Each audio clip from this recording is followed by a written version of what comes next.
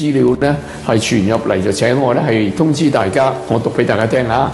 佢話短短30分鐘就會令你傾家蕩產，呢個唔係一般嘅電話詐騙，佢比電話詐騙咧仲更加危險。佢係咧博你嘅同情心，我哋好多人都有同情心啦。佢呢個係一個叫做求助詐騙，喺啲公眾場所、商場啊、地鐵站啊、市場啊嗰啲咧，就有個中老年人，男或者女，着得相當企理嘅，然後佢話俾你聽，佢自己唔係好識用嗰個手機，佢需要查詢一啲嘢，就唔小心咧就按錯咗嗰個頁面，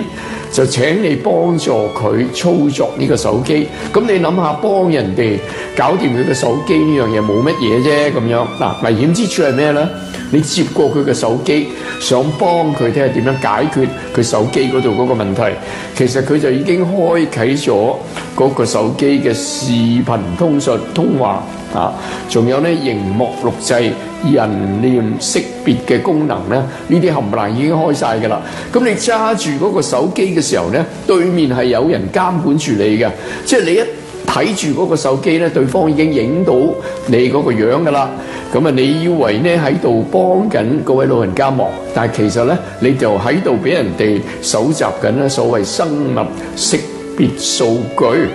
咁啊，呢個唔係普通嘅詐騙喎，你都而家知道 AI 啦，人工智能啦，佢攞到你摸到個手機，你個指模喺嗰度，你讀出手機上面嗰啲號碼俾嗰位老人家聽，你嘅聲音同埋咧你嗰個面孔就全部喺對方嘅手中，咁佢就可以咧係模你嘅聲音、模你嘅樣、模你嘅指模咧，就可以上線去申請貸款啦，有啲消費嘅金融啦、信用卡啦等等啦。30分鐘你做完呢樣嘢，攞住個手機30分鐘咧，你就已經全部啲資料咧俾人哋係冇用晒咧，你嗰個損失咧可能好大嘅。所以大家要記住3樣嘢，第一，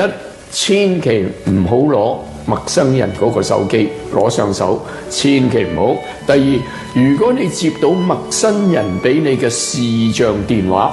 有時有啲電話打嚟呢係視像電話嘅，你唔識對方呢，你千祈唔好接。然後呢，大家將呢個消息呢講俾特別係啲老人家啊、後生仔生性善良、願意幫助人嘅呢，係好容易上當，因為佢心地好，願意幫助人。點知呢，而家呢一對住嗰個電話揸住啦，指模、面孔、聲音全部俾人哋錄晒呢，騙子就可以用呢個呢嚟到呃人啦。好，咁